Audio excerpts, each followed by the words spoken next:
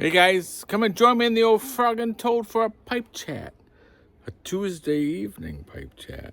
Can't get better than a Tuesday evening pipe chat. Welcome to the pub, come and have a beer. Come along and sing a song of real good cheer. Forget your cares today, it's time to laugh and play. We're drunk again this afternoon on Saturday. The songs we like the best of all are old songs. Sad songs, bad songs, bold songs. If you like to sing, come and have a fling. Everybody welcome to the pub. Oh yeah! I'd like to welcome you to the pub. Away we go. Hey guys, Mike here from Old Man Things, and welcome to the old Frog and Toad Pub Shed. I'm behind the bar. I'm not going to pour myself a pint. I'm going to make myself a martini. I'm on this gin kick.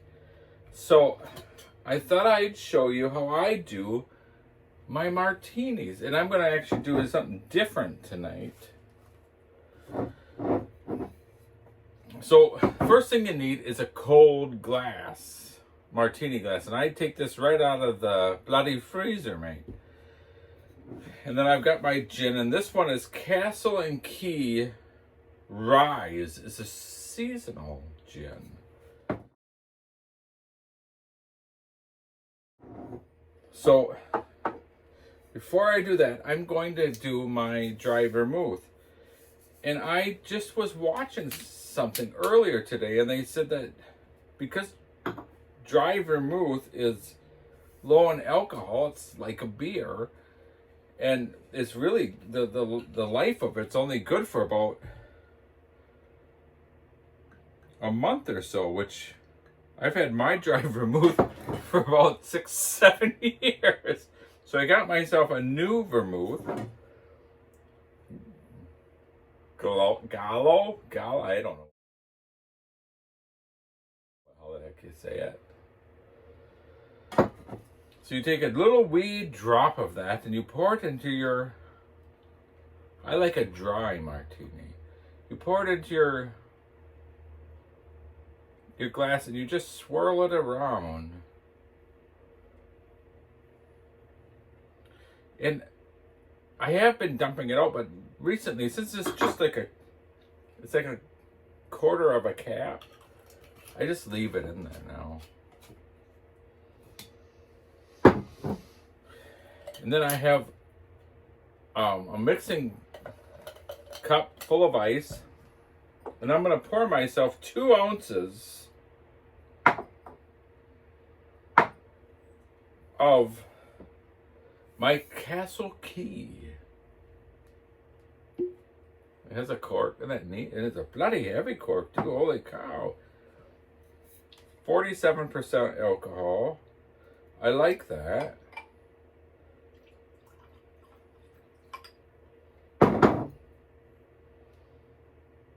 Poured myself a bit more than 2 ounces, but and I have a spoon here, and I'm going to give this a turn.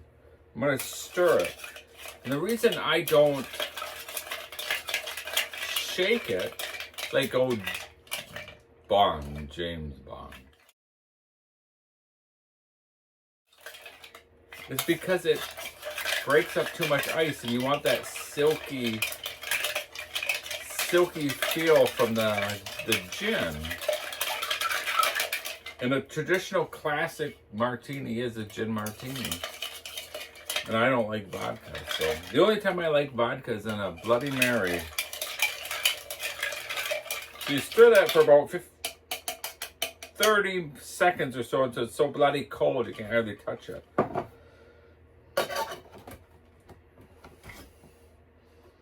I'm going to give that one more twirl. You guys that are professional martini drinkers, you're thinking, oh, he's got a bloody clue, is he?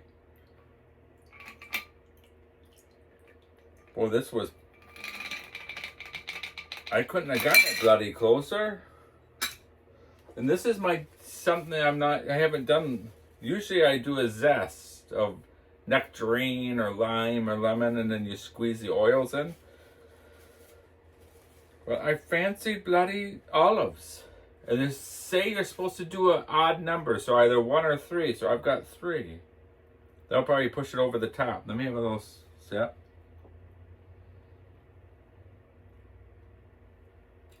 Oh, that is bloody lovely, mate.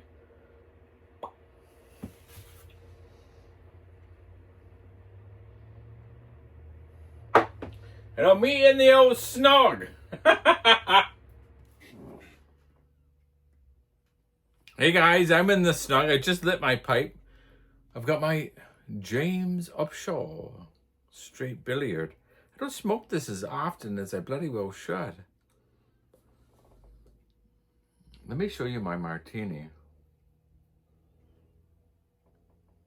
Isn't that a picture perfect martini? Cheers, everyone. That is so good.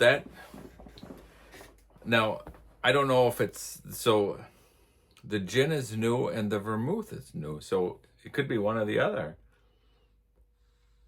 But I did not know that about vermouth. Although I should have known that, because one time I had some dry vermouth and I went and made myself a martini and I poured it in there and it was like brown. So I knew it went bad. It's been refrigerated, so it probably was nothing wrong with it. I mean, it was still clear, but... And it's not that much for a bloody bottle of vermouth. So anyways.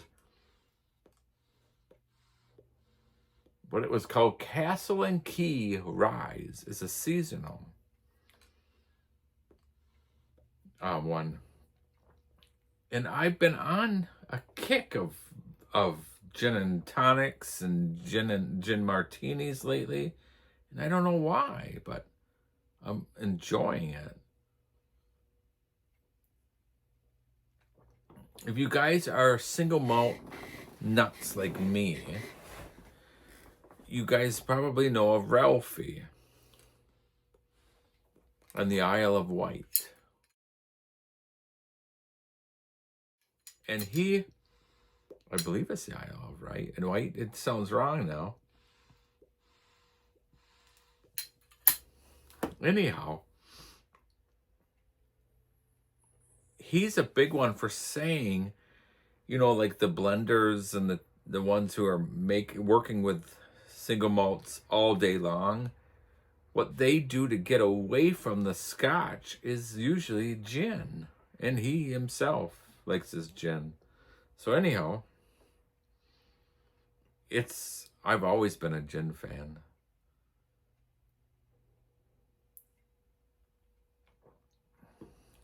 So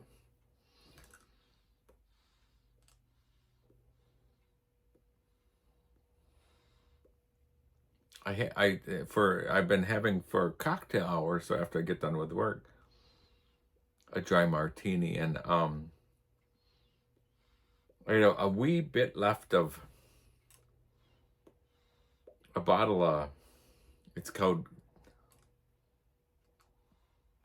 State Line, and it was one that I got this spring of gin, and it is all local, and well, not local, but state ingredients. It's made in Madison, Wisconsin.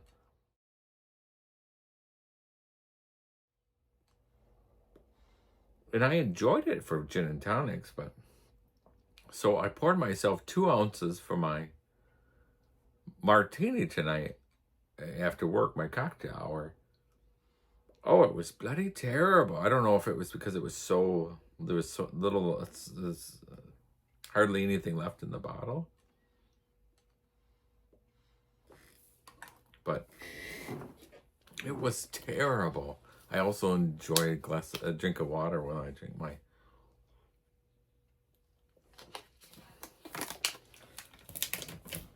Because martinis are meant to sip.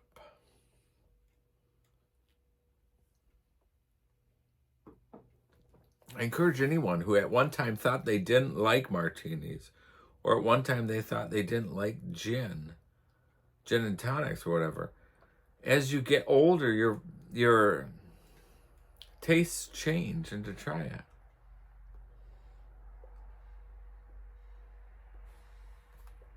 I've never been a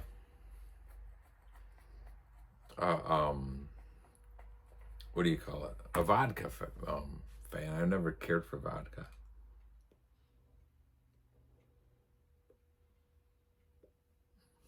But I do enjoy vodka and a nice Bloody Mary. And every once in a while, my wife and I will get into Bloody Marys. We'll do a Bloody Mary on like a Saturday morning. We get all the whatsits to go with it and everything.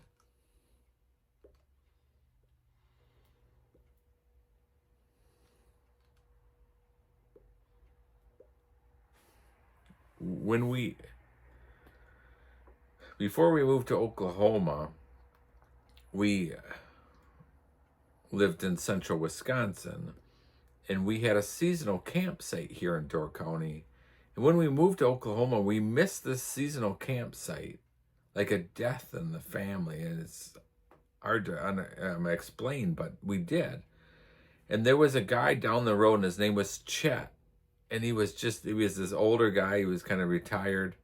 He was just a great, great guy. And he, every once in a while, would do if it was like a long weekend, he would do a Bloody Mary Sunday party. And he'd only invite a few people, but I'd always go down there and have a gin and tonic with him. So he'd invite Linda and I to his Bloody Mary Sunday, and everybody would bring something. And it was so much fun going down there, and you'd make your Bloody Marys and stuff.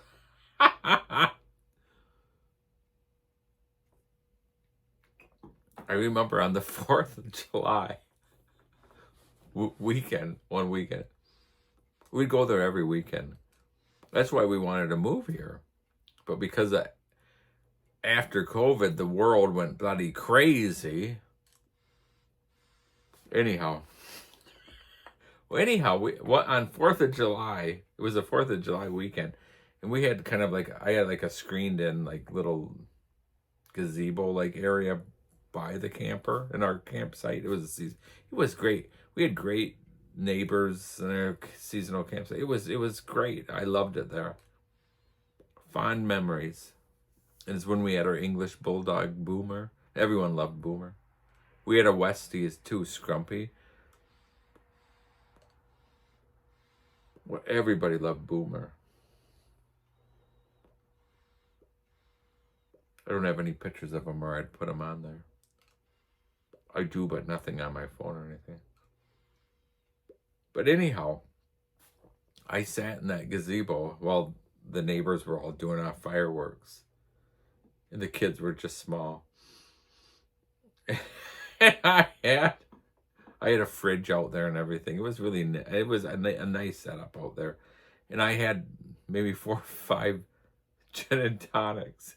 And I remember my wife getting so mad at me because I wasn't able to help get the kids ready for bed and everything. And she was yelling, "There's never any excuse for more than that or having that many drinks that night."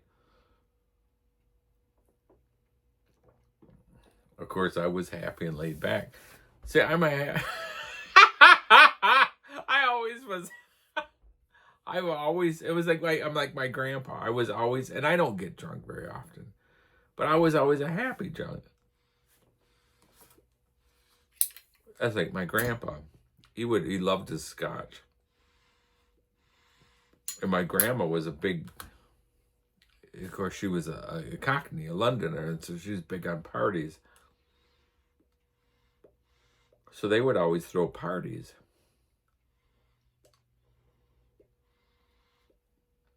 And my grandpa he'd enjoy his single malt. And my grandma would say you always knew when he had enough because he would go up against the wall and gradually slide down and pass out with a big grin on his face.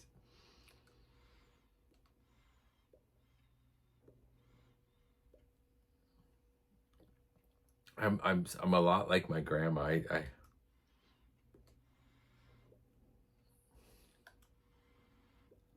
And this is my mom's parents. These are my heroes in life, who I named my son after, you know. My grandma's maiden name was Scott, so I named my son Scott after her, and then Norman Charles after my grandpa. My grandpa was my hero in my life, but I'd call him every single day. They lived in Nova Scotia. And Linda would get fed up sometimes because I'd say, I gotta call my grandma, and she'd say, you know, you can miss one day. And I said, I don't ever want to one day regret not being there for them. Should have called them every single day. They were the best. But anyways, here's a funny story. So my grandpa had a work friend. My grandpa was an engineer. And he had a guy had started work, and they hit it off, and they became friends at work, and the friend invited my grandpa and my grandma over to their house for dinner one night when my grandma hadn't met him. So my grandma went to the store to get something. They lived in Canada. See, they immigrated to Canada from England.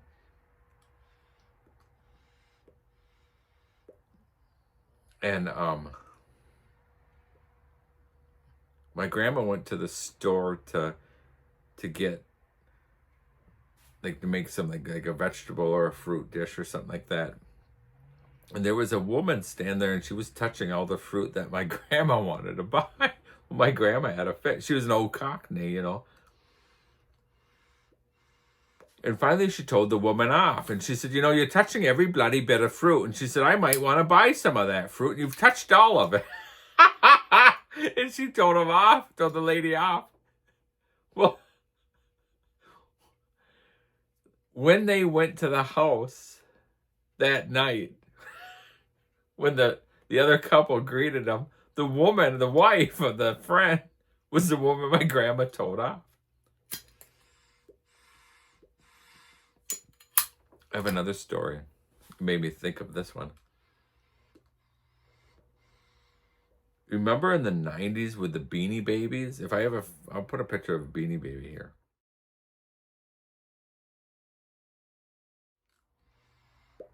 They were crazy. I mean, if you collected Beanie Babies, they were crazy about them. Well, my other grandma, my dad's mom, obviously, she was English as well. And her youngest sister came to visit my grandma in the 50s, because my grandma was a war bride, came to visit her in the 50s, and she married a friend of my grandpa's, and she never went back to England, my Auntie Jo. But it's funny because my Auntie Jo never lost her accent. Like my mom's mom never lost her accent, but my grandma, my dad's mom, she spoke as American as anyone. But anyhow, my Auntie Jo was crazy about these Beanie Babies. And every Tuesday, they lived in by Toma area, where I grew up.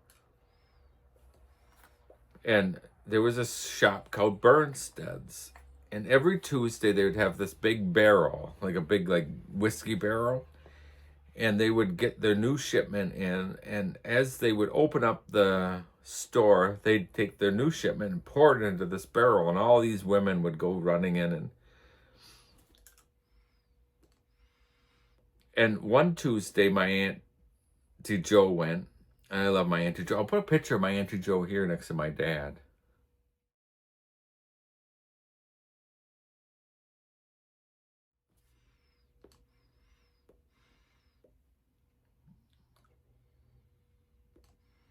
And my Auntie Jo was born in Enfield, so she was North London. Anyway, she gets up to this barrel, and there was this woman in front of her that was bent over, like digging through the Beanie Babies. And she wouldn't get out. And finally, my Auntie Jo said, with her English accent, she went, "You know, lady, I could look as well if you could move your fat ass." And the woman popped her head up, and it was her daughter, Dawn.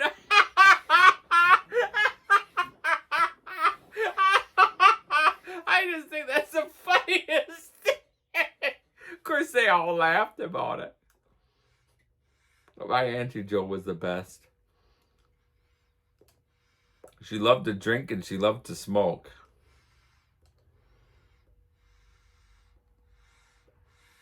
Okay, guys, I've rabbited on long enough. So, cheers, everyone.